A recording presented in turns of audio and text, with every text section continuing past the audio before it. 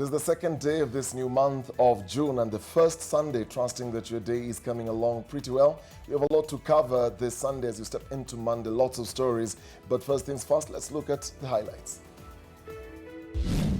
Tonight, political opinion of a government directive. Wanadhani tuko na magunia ya pesa kule nyumbani. Against an expert view. My fear is that it probably will not be successful here too. And woman arrested for killing 2-year-old to allegedly please suitor in Murang'a. Hao wasichana wadogo waache kuua watoto. As body of 9-year-old is dumped in Kakamega. Plus, a drinking spree in Joro turns tragic. 4 dead after lightning strikes drinking den. Also tonight, the questions, the tears. Alitibiwa na akapona. Sahi alikuwa mzuri kabisa. Lakini sijui mafikiro yake. Wakati ambapo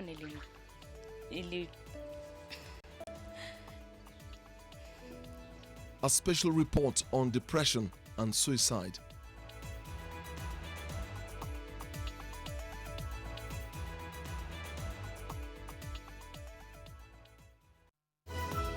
NTV Weekend Edition with Dennis Okari and Olive Burrows. David Agondoa is our sign language interpreter tonight. Police in Samburu have arrested a county official and recovered money said to have been stashed in the car. The suspect was arrested after he failed to account for the 1,099,000 shillings.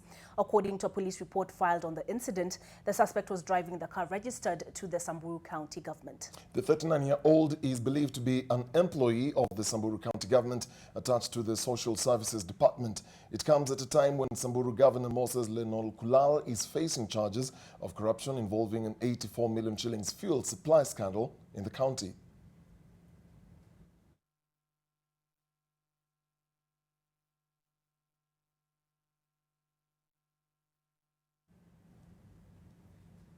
Politicians allied to Deputy President William Ruto believe the directive to recall the 1,000 shilling note by 1st of October is targeted at President Kenyatta's deputy.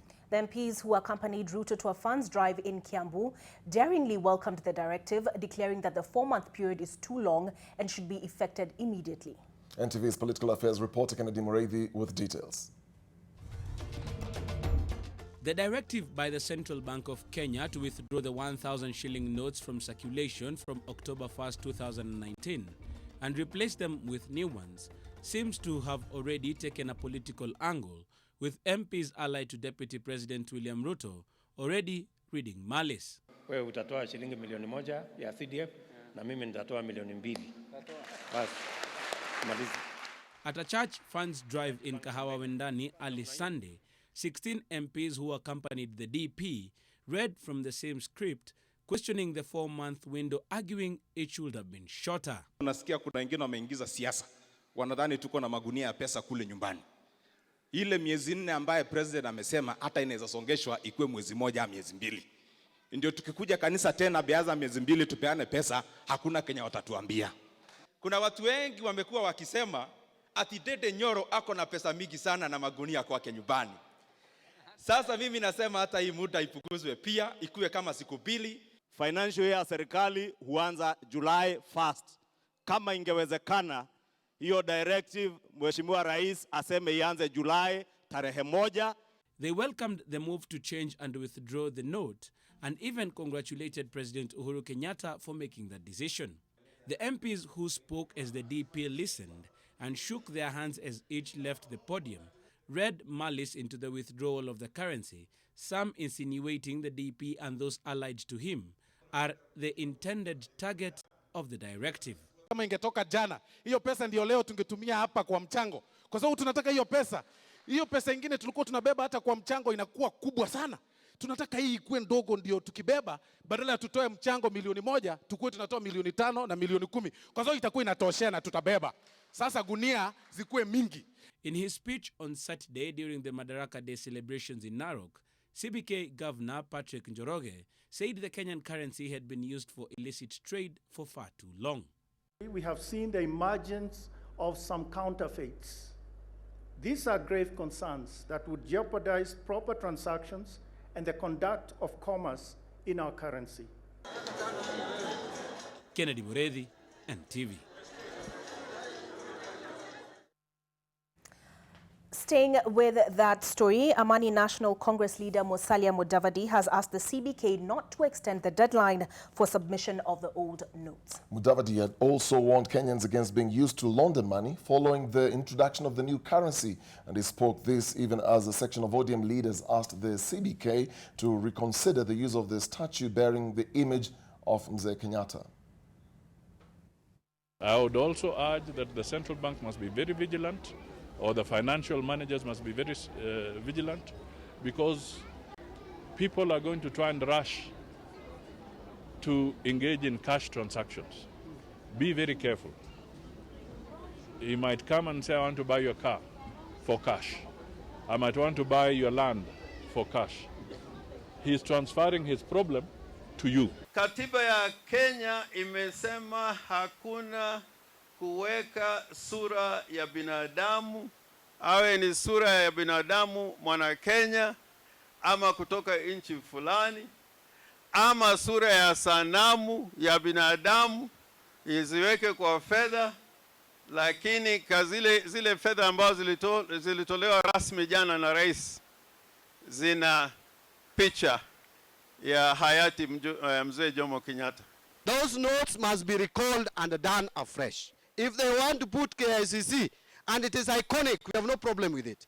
But look for the side where there is no face of a human being. Now, opinion is divided over the money by the Central Bank of Kenya to demonetize the 1,000 shilling note in the next 4 months. While some experts see the move as a sure way of stopping the illicit accumulation of wealth, others say the move is likely to have a very limited impact, as in targeted individuals may move their ill-gotten wealth to other forms of property. NTV's Brenda Wanga explains.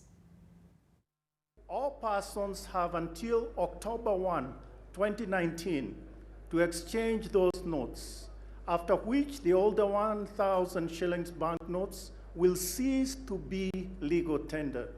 The shockwaves caused by the announcement during Madaraka Day celebrations continue to reverberate across the country, but experts say the real impact of the declaration will begin to be felt in the coming days. There will be a rush towards the heavy consumption. And indeed, this now will spur growth of the Kenyan economy through consumption, which is also very dangerous.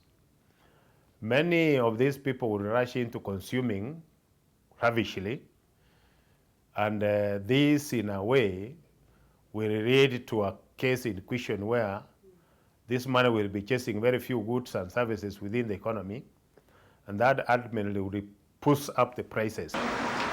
That rush informed by the knowledge that in just 120 days, the old 1,000 shilling notes will cease to be legal tender, rendering them useless. It is a move that the government hopes will be the silver bullet in the fight against graft and the campaign to stop the flow of illicit money. But not all economists agree. The idea is to make sure that you put pressure on those people who hold illegal reserves of 100,000 shillings, over 1,000 shillings, Kenya shillings note, by escalating its expiry.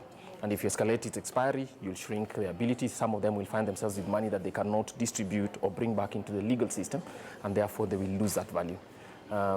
It's interesting in theory, but it hasn't been demonstrated in practice, and my fear is that it probably will not be successful here too.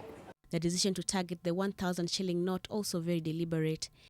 A majority of those who have hoarded money in their houses or bankers have opted to use a 1,000 shilling note because it's not, in total, the total summation, it will not be in bulky. The 1,000 shilling note is preferred with easy storage. Kenya is going down a well-beaten road. Several countries across the globe have employed similar methods of tackling graft with varied levels of success.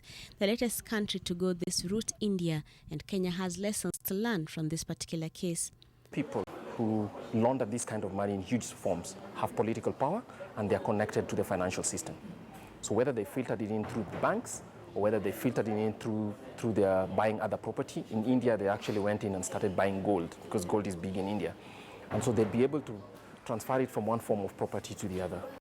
But while this move is targeted at those holding large sums of money in their homes, it is also likely to impact even the common man. All the chamas, where the members distribute money in cash, all those table bankers and everything else, all of them would have to bring it, and they have up to, if it's in 1,000. While the jury is still out on the effectiveness of the move, at least on the anti-graft platform, there are those who are convinced that the stringent Financial and Banking Act's requirements will make it difficult to move large and accounted for sums of money from the infamous home vaults to the formal banking systems. Besides that, they insist that it will also help the government nab tax defaulters. Brenda Wanga, NTV. Well, Dennis, if you've got a few thousand shilling notes stashed under your mattress, this would be the time to deposit them. Mattress, you just have to go there. My community is being targeted, I see. To other news, tragically, 4 people were killed and 1 injured after lightning struck an abandoned semi-permanent house in Piave, Njoro, Nakuru on Saturday. Residents claim the victims are part of a group of people on a drinking spree. The residents' father say that the group of people have been frequenting the abandoned house to drink and shelter from the rain. The injured were rushed to Nakuru County Hospital, while the bodies of the deceased have been taken to the mortuary of the same hospital.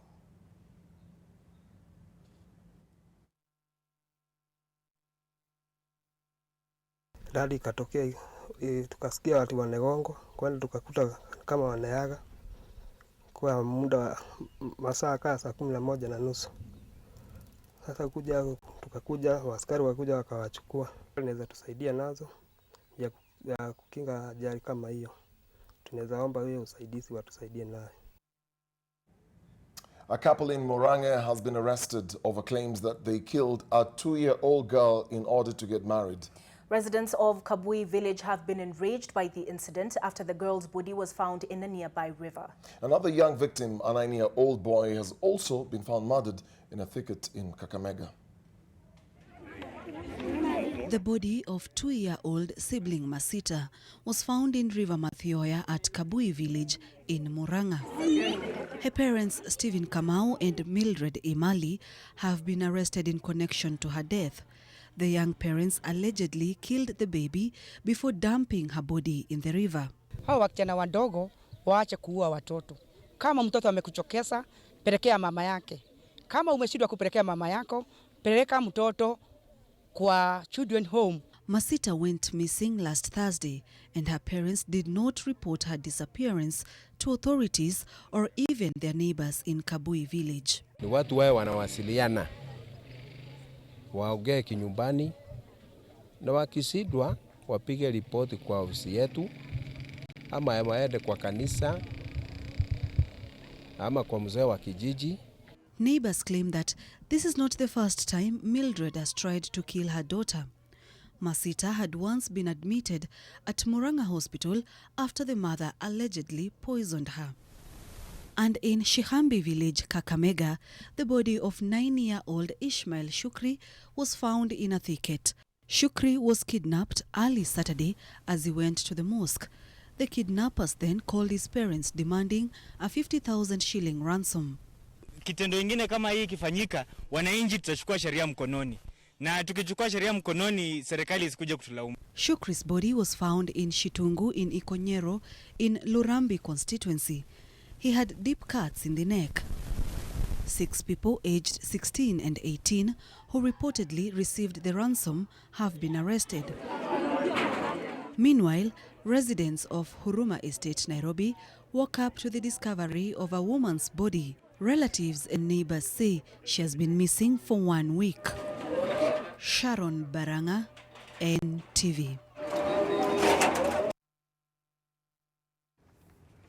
In the last 2 weeks alone, there has been a stream of reports about suicide. These stories are sadly just a small representation of a bigger scourge afflicting the country. The World Health Organization estimates that 7,000 Kenyans attempt to take their own lives every year. Many of them, unfortunately, succeed. Sheila Sandeyo delves into this very difficult subject, and she takes a peek inside the battles raging in their minds, the pain of those left behind, and how those who have stared into the abyss are encouraging others to talk about their struggles with mental health.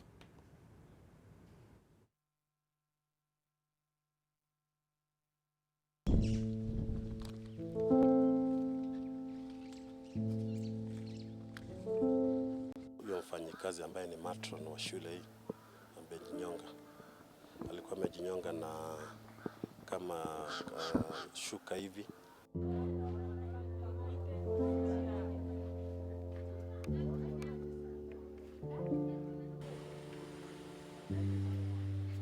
Naonanga huyu kijana na bodaboda wanga anakuja asubuhi, wengine usiku, anakuja analala, lakini leo tumempata kama amejang.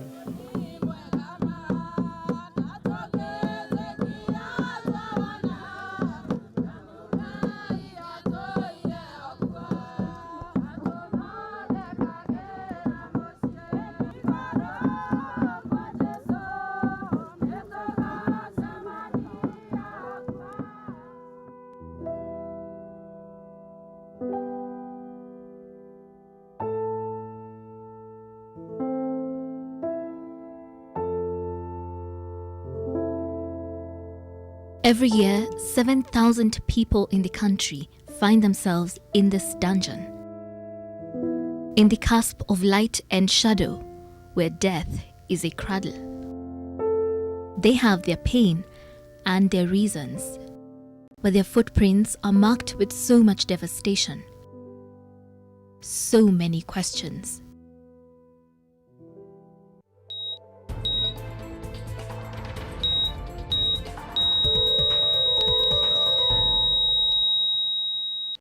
One evening in May, a young boy was found hanging inside the roof of his grandmother's house. He was only 13 years old, but his action carried an unexpected sting. It was a brutal revelation to his loved ones of just how troubled he was on the inside, despite the face he put out to the world. He was lost, trying to find peace from an ordeal that tormented him, and now his loved ones have to start on a journey towards finding theirs.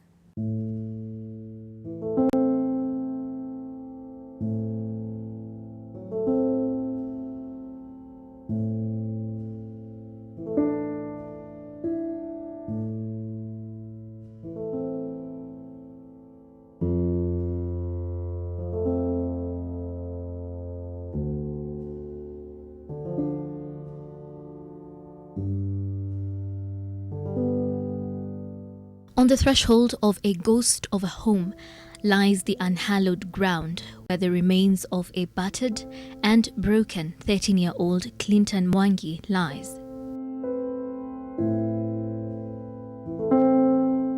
Death tore through this home and ruined it. Its cruel footprint is all that's left. Sasa mimi nasikia baya sana, hata kukula siwezi. Kipo inanifuata, sijui ni kwa nini, sijui nakosea Mungu nini, lakini najaribu tu kuomba. Sasa inaenda kwa watoto.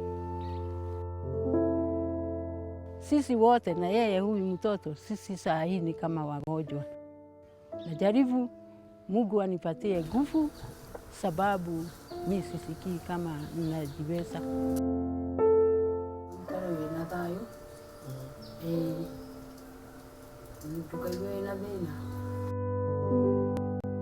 Clinton, one evening after school, decided to put an end to his childhood shame. Kuingia ndani kuigiza nguo yake ile alikuwa analalia juu kulikuwa na mvua, kuigiza ndio niliona mtu ako kwa nyumba juu anajihangi huko juu. Niliacha kupiga duru na nikakata hiyo kamba nikamuralisha nione kama ako. Nikasikia ako baridi. Sasa nikaendelea na duru mpaka polisi wakakuja.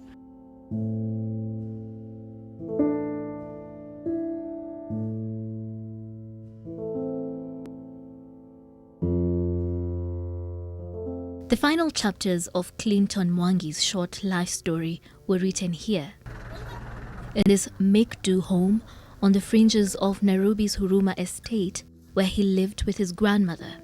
Alikanyaga hapa, akajanga hapa. Hapa.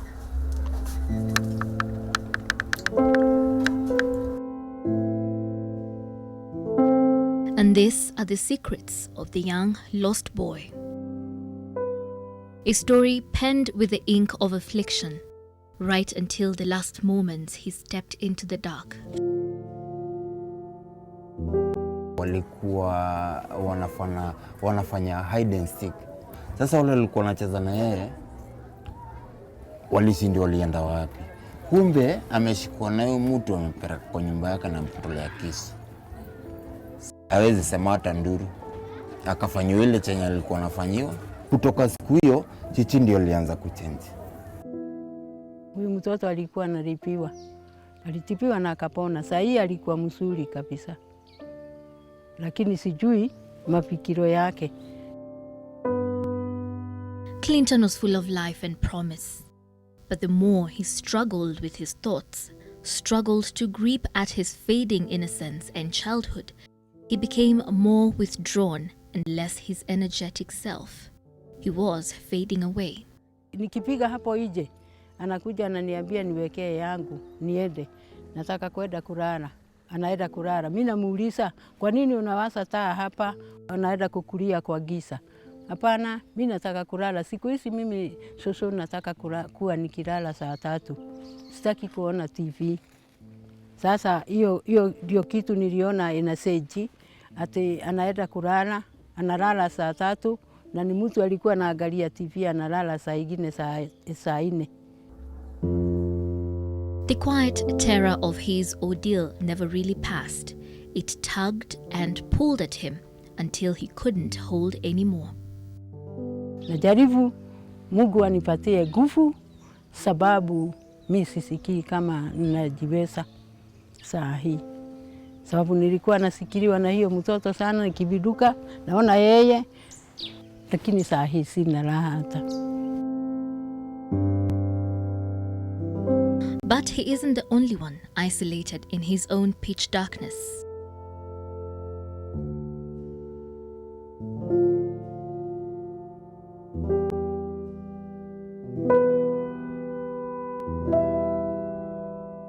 Small folds of people culled from different homes around Ngano village in Nyahururu gather in a compound cloaked in a gloom that mirrors the day's weather.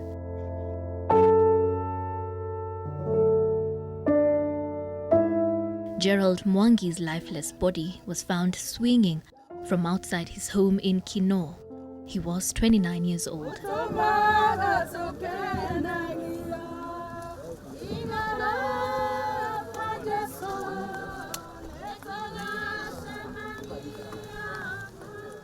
His family now living out the pain of the consuming, self-directed scorn of a man shimmering with energy, talent, and potential.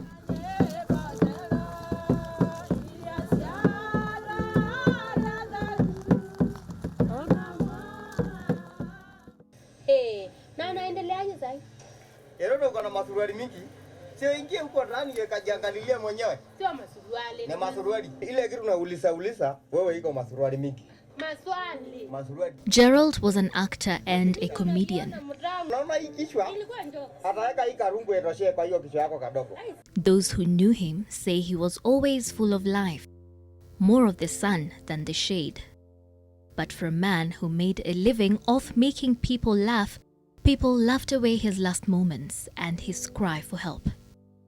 His suicide note was hardly a chronicle of his scathing self-loath, self-criticism, and a growing desperation that his friends and family only found out about later.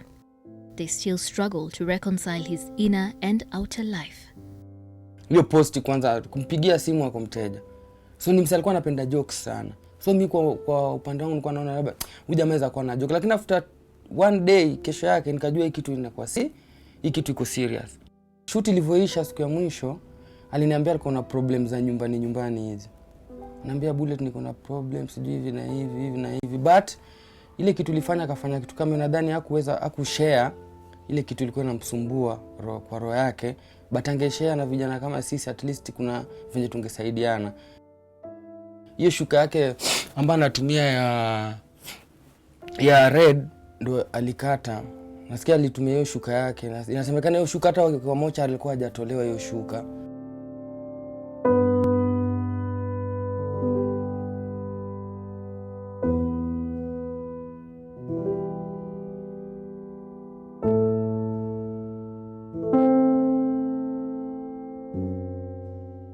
suicide is among the top 20 leading causes of death globally. It is the second leading cause of death for youth aged between 15 to 29 years.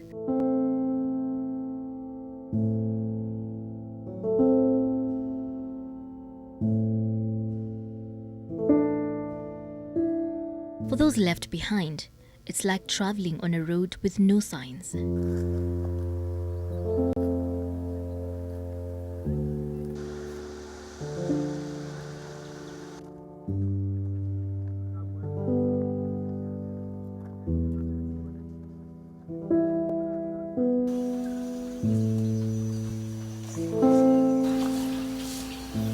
Like detectives, they're always trying to find clues, uncover the secrets that their loved ones took to their graves. Mildred Nekesa and husband George Ndiema were expecting their 7th child, but a few days to her due date, he killed himself. He left her no explanation. Hatukuwa na shida yoyote wakati ambapo alikuwa aliniacha.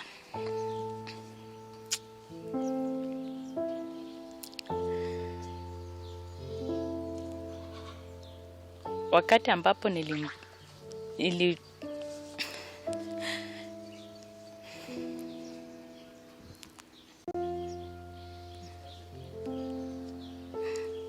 kuna wenzangu walikuja jioni ya kwamba wanahitaji mboga.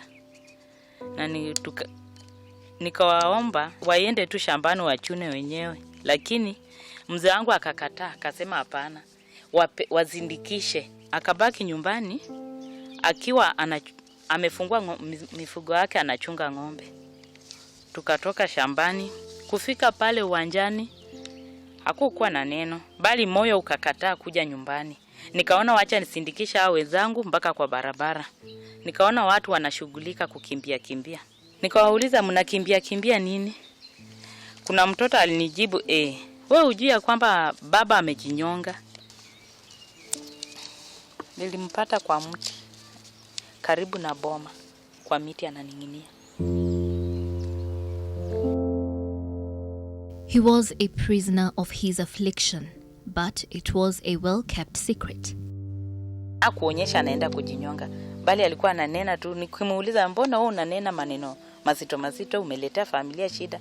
Anasema hapana. Mimi mwenyewe nimejua tu, lakini mimi ndio mbaya. Karatasi tuliopata ni yenye alikufa nayo akiwa ameandika madeni yake. Hiyo ni kije karatasi, alilisti watu wenye wako na madeni zake zote na akaweka kwa mfuko wa kifua hapa hivi. Harakati maaskari walikuja kumtoa kwa kamba kwenda naye, ndio walipata hiyo karatasi.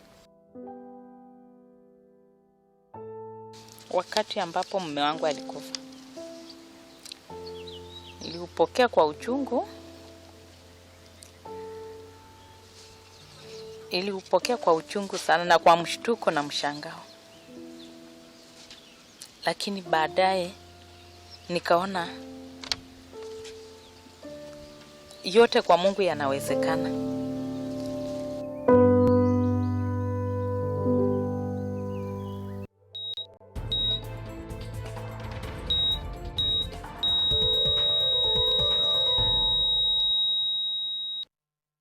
The hashtag is a battle in my mind. If that story has resonated with you, we'd love to hear your thoughts.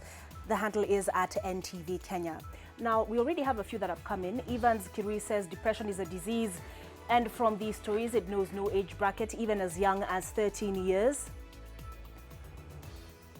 Miss Anne says, hashtag battle in my mind. Let us create a culture of opening up. Let us not keep quiet when we are not okay. Let us check up on one another.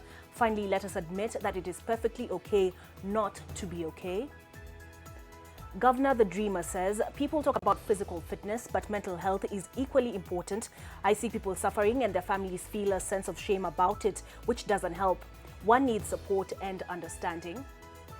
While Brian says it is now time for a national discourse about depression, let us not be an individualistic society. Let us reach out to our loved ones whenever we can. Very heartbreaking indeed. Now, we do have a second part to that special by Sheila Sindeo, so do stay tuned.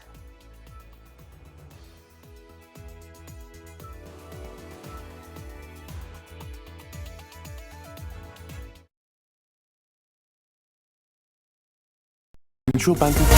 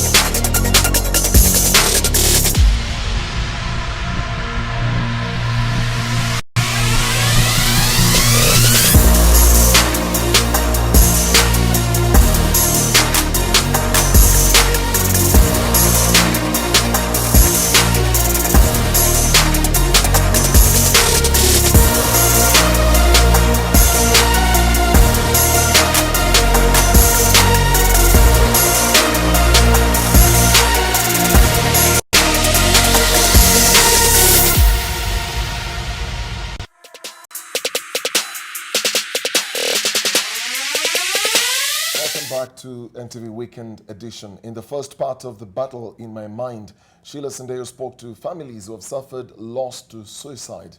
Notably, most of these victims are male, both young and old, and research backs the case studies stating that suicide rate for men is 3 times higher than that of women. Depression is a leading cause of suicide, and experts say most patients who have sought help have actually won the grueling battle in their mind. In the second part of our special, Sheila Sendio speaks to people who gave life a second chance.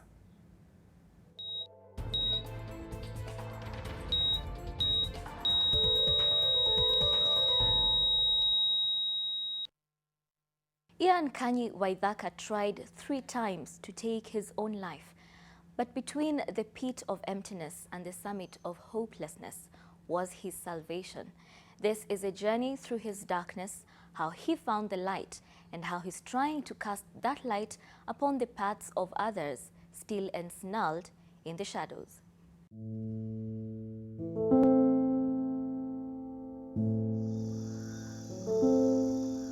It is said life is short.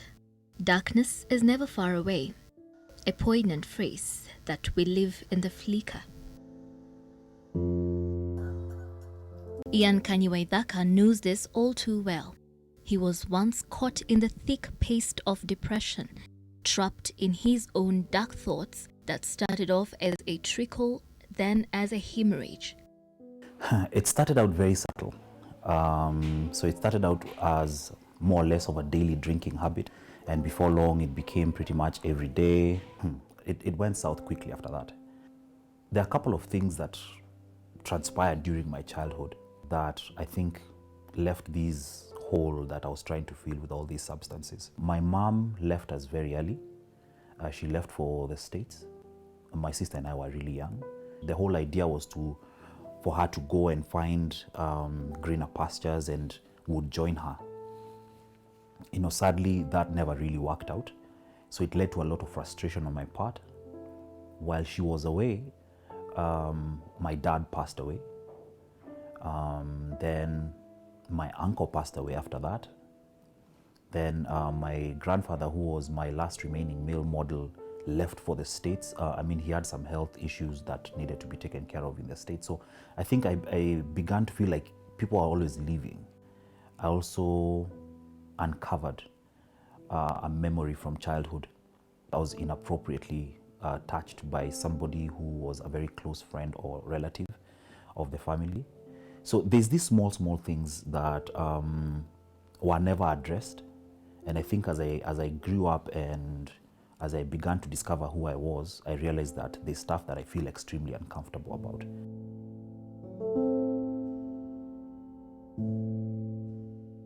Racked by a deep pain inside, a pain unblunted by the passage of time, he one day packed up and traveled to the coast.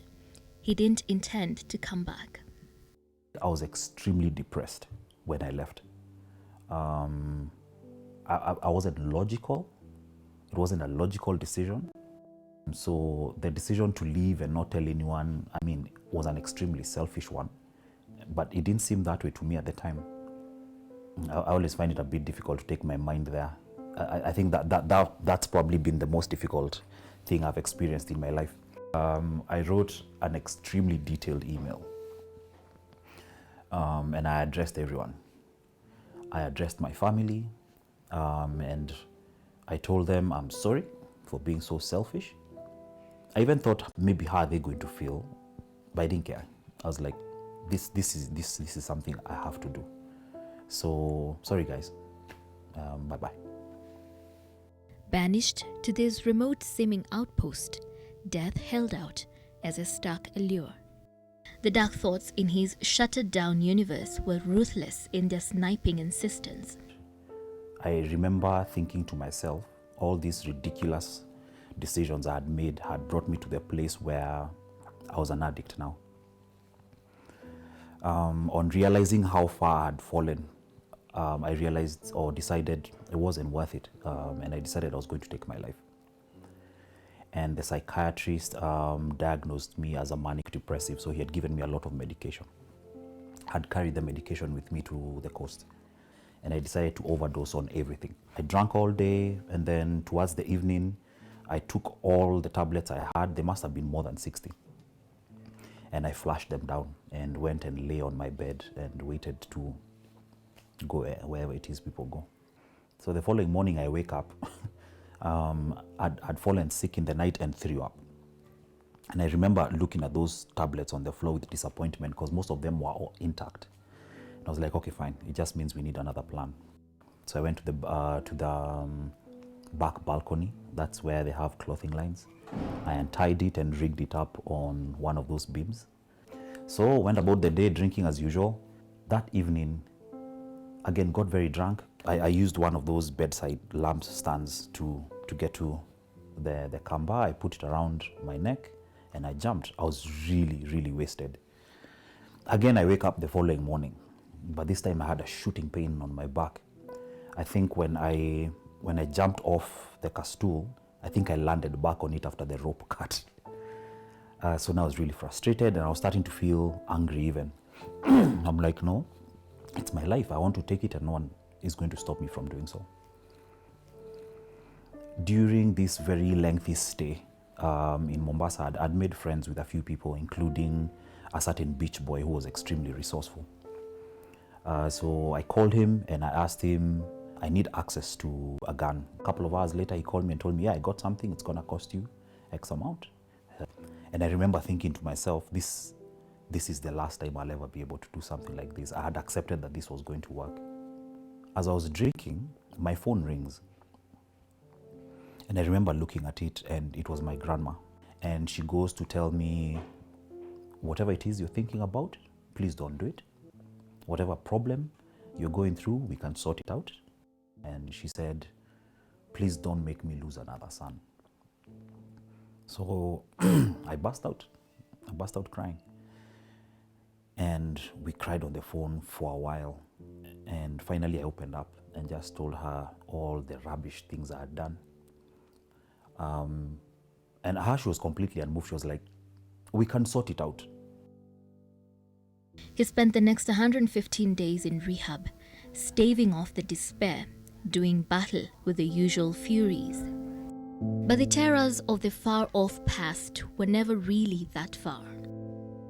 Then on one very random day, I think we're having ugali and skuma or something. And I was like, a piece of meat would be great with this. And so I left the house to go to a shopping center not far from here. And genuinely, my intention was to go pick up some meat for dinner. And someone shouted my name. And I looked back and it's someone I hadn't seen for a long time. It's like, hey, where have you been? It's like, oh no, I've been trying to get my life back in order. It's like, that's amazing, man. Kuja nikubaye moja juu ya story.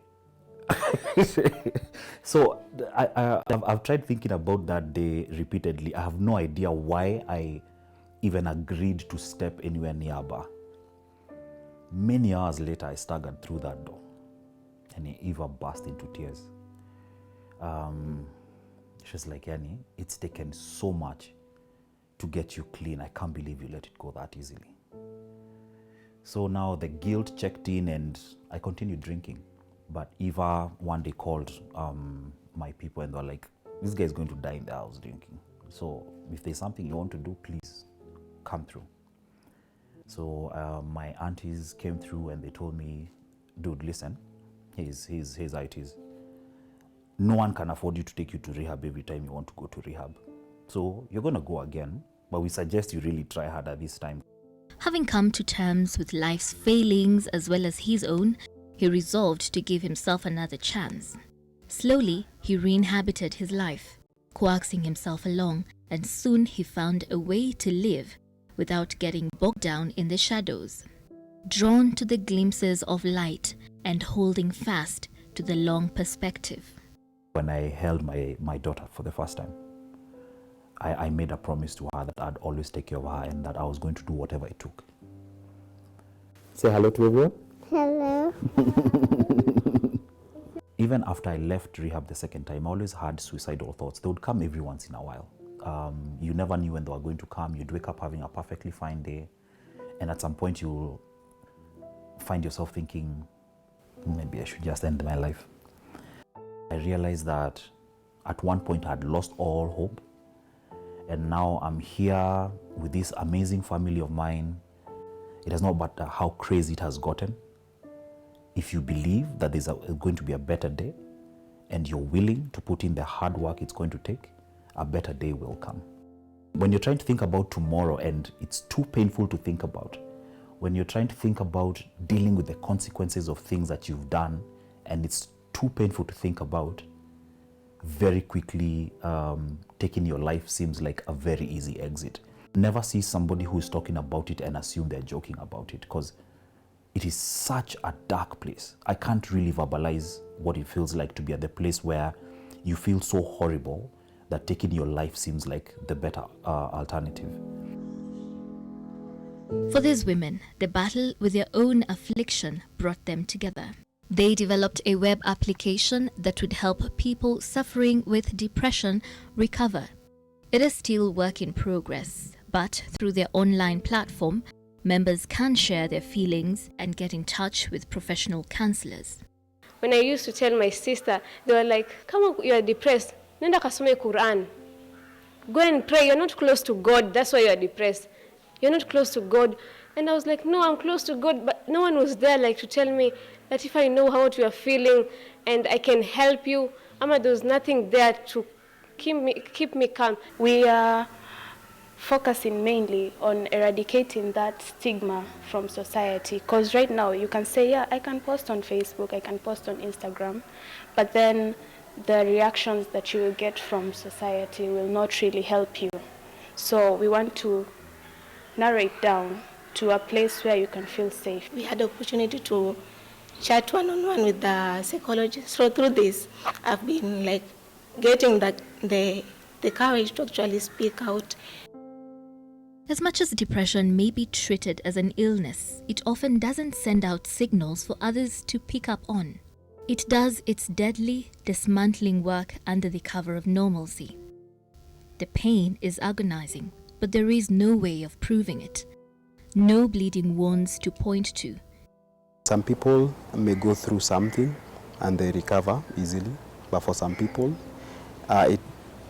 just saying be strong or God will make a way. Depression is an illness. The same way you don't tell a person who has malaria, encourage yourself in the Lord, or cheer up. It's almost impossible for that to work. You've seen on the Facebook where someone posts, a post that is suggestive that they are suicidal.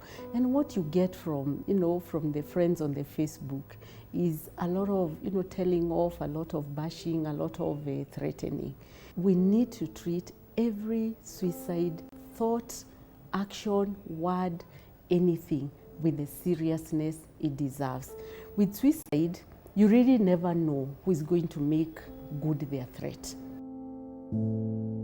4 or 5 people who commit suicide are depressed at the time of their deaths. But there are other causes too, such as bipolar disorders, schizophrenia, anxiety disorders, and alcohol and other substance abuse. There are so many other cases that go unreported also because of stigma. Because if I know I'm going to say that my relative died of suicide, and I know, of course, the community around me will discriminate me, will say we have a bad spirit, a bad omen in our family, then that will have a direct impact on people coming out and saying, hey, we have lost someone by suicide. 5 of 6 people with mental health disorders do not seek treatment. But an audit of the Ministry of Health by the Auditor General also paints a picture of state neglect, even as mental health disorders continue to afflict more citizens every year. There's only one psychologist for every 4.6 million Kenyans.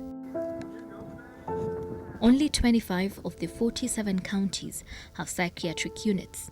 As a professional in this field of mental health, I am still alarmed. I still think we have a long way to go as a country. We are not doing enough in terms of raising awareness. We still do not have enough support from the government to prioritize mental health. The suicide rate for men is 3 times higher than that of women. Most men build a facade to mask the clutches of darkness. I remember when I first discovered that I was abused as a child, I found that really difficult to talk about, even with my wife. When that memory was, because it's stuff that you block out completely. When I finally gained that memory back, I found it difficult to talk about, but I realized if I don't talk about it, then it's going to be that darkness that keeps growing in my life. Guys find it really difficult to own up to inadequacies, stuff that is in your life that you're not proud of. Women will talk about suicide many more times and much more than men, but they have a lower completion rate. Again, that is explained by the fact that what women are going to use as ways and methods of committing suicide is likely to be a bit subtle compared to what men will do. It's not every day that men speak about mental health struggles. Society shames and invalidates mental illness. But these men who have struggled with chaotic thoughts, the fear, the anxiety, the constant hopelessness, are among those who've overcome the stigma, the main cause of his silence and the lack of awareness. For Ian Kanyi, the weight of trying to suppress the darkness overwhelmed him. But with the third attempt to end his life came an escape route. Now he is an articulate spokesman on mental health. Every time I see somebody who succeeded in taking their lives, number one, it breaks my heart because I know I was that person and now I'm this person. So there was the possibility of them transitioning into something else. But it also makes me realize just how lucky I am. Because half the time you hear someone who tried once and they are gone. I keep thinking about how many times I've tried to take my life and I'm here. It gets better. It gets better, but you have got to be alive for it to get better. You might be basing the decision to take your own life on stuff that has happened, but you don't know about tomorrow. Dwayne "The Rock" Johnson, who's known as one of Hollywood's tough guys, opened up about his secret and long battle with mental health, the several painful moments of his life, and the indispensable lessons he learned from the hardships. Michael Phelps, the most decorated swimmer in Olympic history with 28 medals, also pulled back the curtain on his battle with depression and not wanting to be alive, despite the many accolades. He now champions the fight against depression and anxiety. NBA All-Star and Cleveland Cavaliers superstar Kevin Love, in an open letter published in the Players Tribune, also opened up about his mental health struggles. "Everyone is going through something," he said. "You're not different for sharing what you're going through. It could be the most important thing you do. It was for me." I've read it somewhere that the richest place in the world, more than any diamond mines or gold mines, is actually the graveyard, because so many people take these humongous, amazing dreams and potential to their graves. Fight for your dreams. Fight to know why you're really here.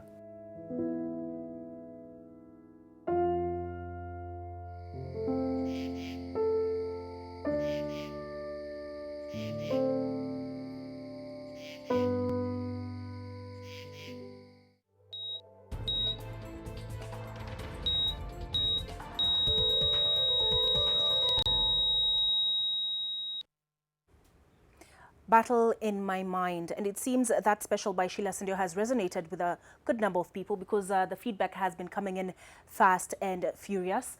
We have Njoroge, who says the Kenyan government should put importance of mental health by allocating enough budget. That's a start to end the stigma we shall overcome.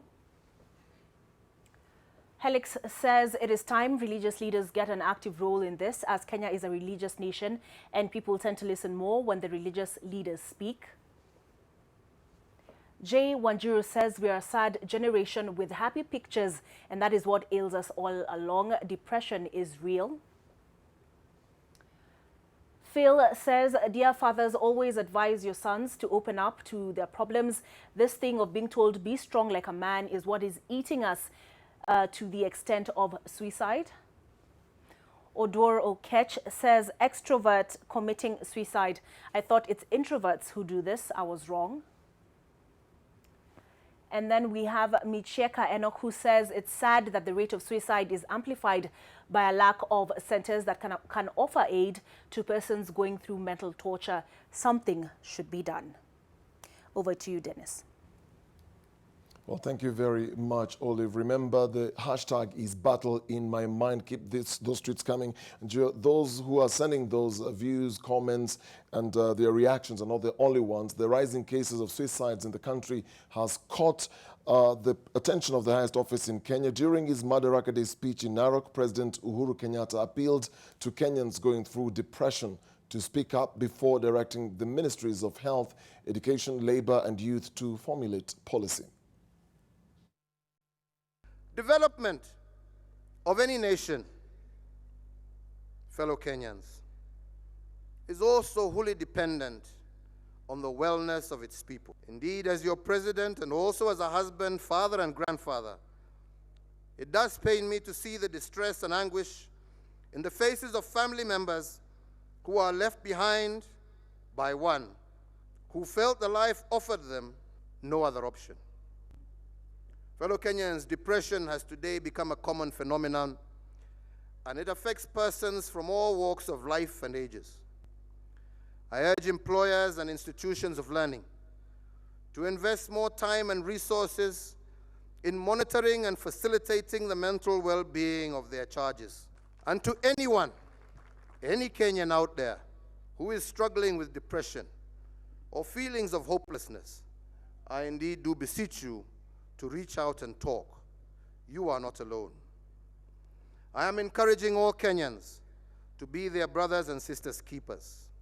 Check on your family members and friends and be their safe harbor. A little caring in a world where we have become too busy for one another will go a long way. We take a break. NTV Weekend Edition will be right back.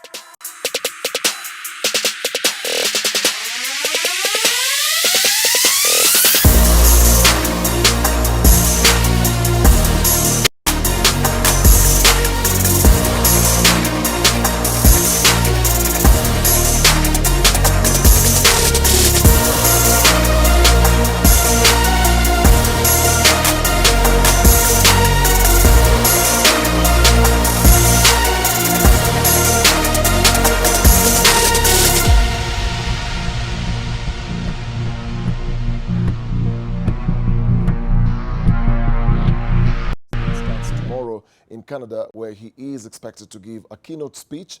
The meeting, dubbed 2019 Global Women Deliver Conference, will focus on gender equality, health rights, and exploring lasting solutions to challenges affecting women. Also, NASA leader Raila Odinga arrived in London today for a 4-day visit, where he is scheduled to speak at the Chatham House on the legacy of former UN Secretary General Kofi Annan. He will later leave the UK and travel to St. Petersburg, Russia, for an economic conference. The 6 nominees to head Kenya's various missions and embassies across the world will know their fate on Wednesday when the National Assembly debates the report on their vetting. Among those hoping to get their nomination approved is former EACC Deputy CEO Michael Mubea and Mwende Mwinzi, who faced tough questions last week. Time now for my favorite part of the NTV Weekend Edition, and that is Instant Intel. I had asked you this earlier. Do you know what a streaker is? And mind you, not to be confused with a striker. I know what it is. Okay, so what is it?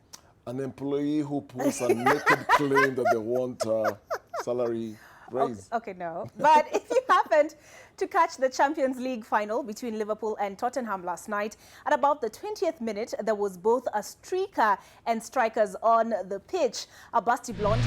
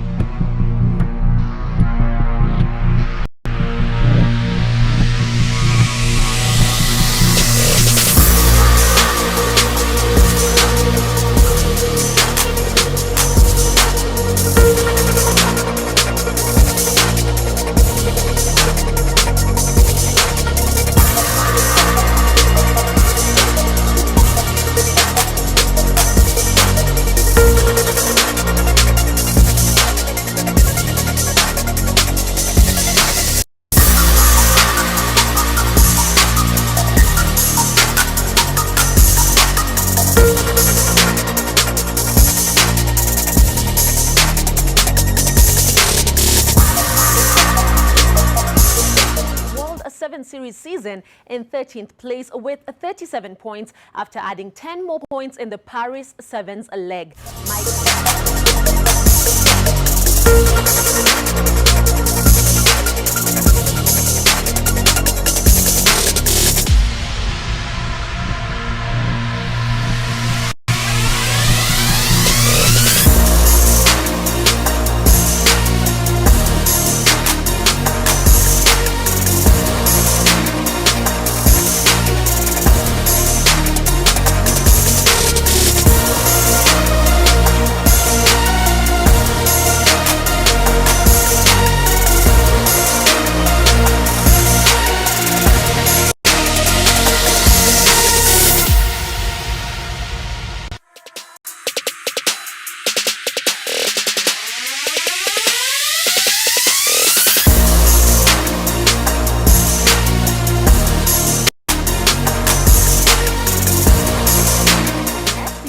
After beating defending champions Kariobangi Sharks 3-1 in the Sport Pesa Shield final held at Kasarani. The match was completed on Sunday morning after it was halted at halftime on a Saturday afternoon due to heavy rains at the stadium. Yemamwana opened the scoring with a volley in Saturday's first half. The Congolese would double the lead in the 22nd before Sharks' Petila Omoto pulled one back. The game was then sealed on Sunday morning when the Dockers' Benjamin Mosha netted in the 80th to put it well beyond a doubt. Bandari, who are expected in Mombasa for a trophy parade on Monday, book a slot in next season's CAF Confederation Cup.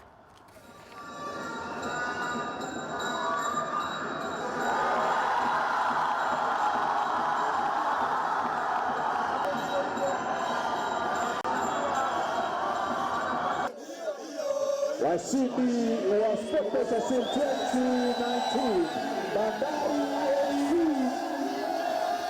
Kushinda mechi ya leo sio jambo ndogo. Nadhani tumetoka mbali sana msimu huu na tumefanya vizuri sana msimu huu. Naweza sema kwamba Bandari FC inastahili hiki kikombe. Congratulations to the Dockers. Let's move on to undoubtedly the biggest news of the weekend. And Liverpool manager Jurgen Klopp and his Champions League winning squad returned to the city with a big-eared silver trophy.